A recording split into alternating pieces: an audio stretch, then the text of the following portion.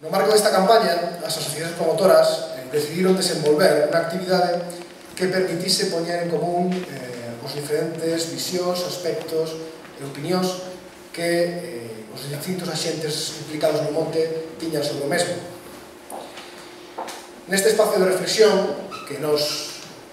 digamos, casi con o noso nombre clave chamamos dinámica de grupo, consistía en algo tan sinxelo como poñer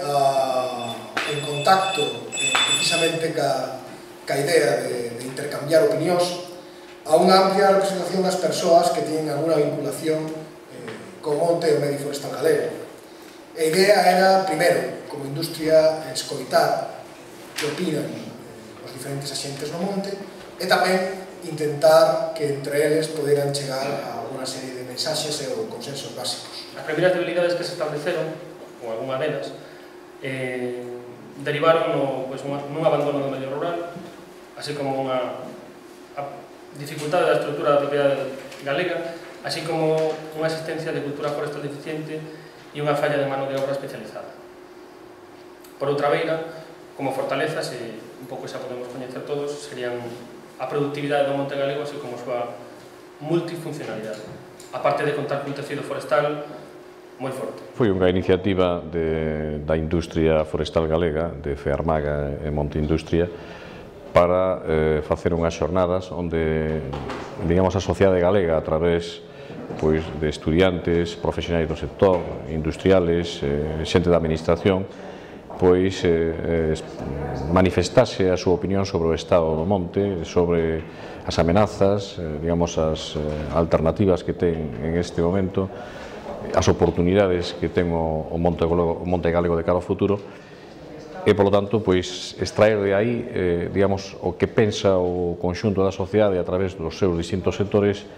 sobre o estado actual do monte e cal debería ser, digamos, o seu futuro, non? Seguir cunha política forestal de longo percorrido, así como a necesidade de fomentar a especialización dos traballadores e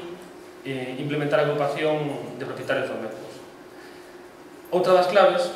sería crear un mapa de usos do monte, así como poñer en práctica o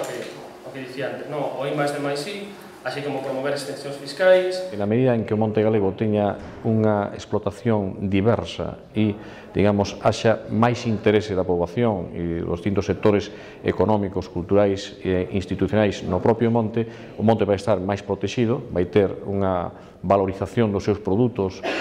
tanto materiais como ambientais, en relación co que ten neste momento, e vai estar mellor defendido contra esa lacra que tan coñecida dos galegos que son os incendios forestais. Consideramos que é fundamental que para modernizar o sector e incrementar a súa competitividade, seguir coa política actual de fomentar a inversión e formación en I+D+I. Esos plans de prevención que se están elaborando a nivel de distrito e a propia regulamentación que temos de ordenación a nivel xeral do monte galego, establece unha maneira de facer as cousas que vai a mellorar, por unha parte, a rendibilidade das explotacións forestais e, por outra parte, vai a mellorar de forma drástica tamén a súa defensa.